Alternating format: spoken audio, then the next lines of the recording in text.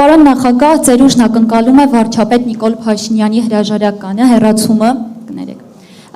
կնշեք որոնք են հիմքերը, 2021 թվականի ընտրություններից գալիք ընտրությունները ինչով են տարբերվում, չնայած նրան, որ դուք նոր նշեցիք, որ հիմա ավելի շահեկան պայմաններ են իշխանափոխության համար, զուգահեռ կա տեսակետ, որ նախորդ ընտրություններին ավելի բարենպաստ դիրքերում էր ընդդիմությունը, կոնկրետ կասեք ինչ է փոխվել 2021 թվականից, շնորհակալություն։ Այսօր ամբողջ օրը դրա մասին ենք խոսում։ Հիմա ես պիտի բան անեմ, մի հատ դուբլ անեմ, երկը շատ բան է փոխվել։ 21 թվականի ամենից մեծ խնդիրը մեր գնահատմամբ եղել է շոկը, որը ժողովուրդը ապրել է պատերազմի հետևանքներից։ Հաղթում ենք, հետո պարզվեց, որ հաղթելու պարտվել դա սինոնիմներ են եւ պարզվեց, որ համարյա նույնն է։ Եվ այն ժամանակ պատերազմ վերսկսելու վախը ամենից մեծ գործոնն էր։ Բացի դրան 18 թվականի տված խոստումները, սոցիալական հարցեր կլուծենք, այս կանենք, այն կանենք, շատ էին։ Եվ մի մեծ հսկայական միամիտ զանգված, որը հավատում էր։ Հիմա ես կառաջարկեի դուք հարցին նայեք հետևյալ անկյան տակ։ 21 թվականին ընտրություններին ինչ պլատֆորմում է հանդես եկել քաղաքացիական պայմանագիր կուսակցությունը, ինչ խոստումներ է տվել։ Եվ փորձեք հիմա գնահատել, թե այդ խոստումների որ մասն է կատարված, ընդհանրապես ինչ որ մի բան կատարված է, թե ոչ։ Բացարձակ 99%-ը սուտ էր։ Հիմա հարցը ավելի շատ հետևյալի մեջ է։ Մեր միամիտ քաղաքացին քանի անգամ է պատրաստ խաբվել։ Ես դա բանը չունեմ, դա գնահատականը չունեմ։ Բայց հարցը հետևյալն է, քանի անգամ է պատրաստ խաբվել։ 1 անգամ, 2, 5 անգամ, 100 անգամ։ Անցած անգամ ես մի բան էի ասել, բրիտանական մի ասացված կա, չէ՞, որ ասում է, բան, եթե մեկը քեզ խաբել է 1 անգամ, ամոթ իրեն, եթե երկրորդ անգամ ամոթ քեզ։ Հիմա մենք մեր միամիտ քաղաքացիների քանակը ինչպիսին է։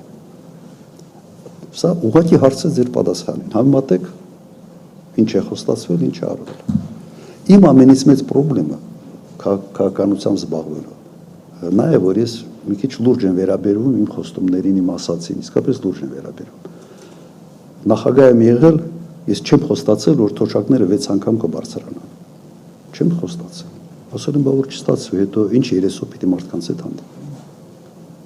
Միշտ ասել ես շատ ավելի փոքր, արել ես կրկնակի ավել։ Դուք հանեք 2003 թվականի իմ նախընտրական խոստումները եւ թող մեկը ասի, որը չենք արել այն ժամանակ։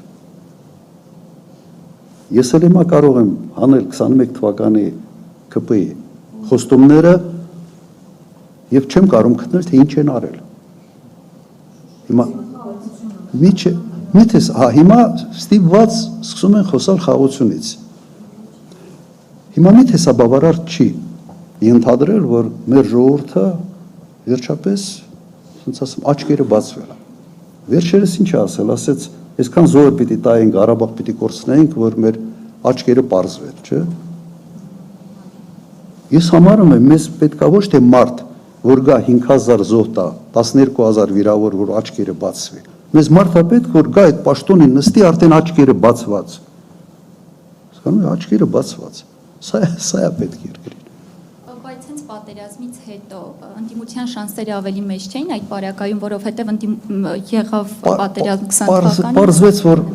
ես էլ այդ հույսը ունեի։ Պարզվեց, որ մեծ չէր։ Պարզվեց, որ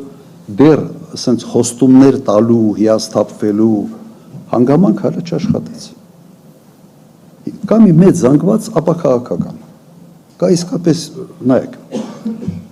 ամեն քառորդը աղքատ է Հայաստանում։ Այդ հələ չհաշված, որ մենք ունենք աշխատող աղքատներ, որովհետև նվազագույն աշխատավարձը չի փակում նվազագույն զամբյուղի ծավալը, չի փակում։ Իրական պատկերը ավելի մեծ է։ Այդ մարդկանց համար կենսական նշանակություն ունի իր սառնարանի վիճակը։ իր կյանքը լավացել է, թե չի լավացել։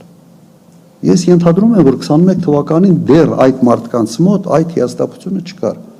Կար պատերազմից պարտվելը, որը սկսեցին հապկի գրպանը, Ռուսաստանի գրպանը, ում գրպան ասես, չկցեցին հների գրպանը, բանակը ես չէր, մարտունակ չէր, զենքերը հին էին։ Հիմա ում գրպանն են գցելու 8 տարի իշխանության մեջ լինելով։ Ում գրպանն են գցելու, որ թոշակառուի թոշակը չի ավելացել։ Բայց դու տարեկան $1 միլիարդ պարտք ես վերցրել, ամեն տարի։ Դա ում գրպանն են գցելու։ Քոչարյանն է մեղավոր։ Մի քիչ տրամաբանված դաշտում մտածող, վերլուծող կամ ընդհանրապես ստերին չհավատող մարդկանց համար ես կարծում եմ սա բան ակնհայտ է։ Դա ինձ որոշակի լավատեսություն հաղորդում է։ Կամ ի զանգված, որ է դժվար է լինելու աշխատել։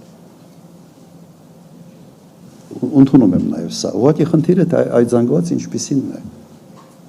Բայց դուք այդ հարցի պատասխանը ունեք, թե չէ։ Իսկապես այն ինչ որ այդ մարդկանց կյանքը քիչ լավացել։ Եթե ընդհանրապես փող չունես, ուրեմն եթե նախարարը չպետք է 9 միլիոն դրամ, 8-9 միլիոն դրամ պարտիավճար ստանա։ Սա է։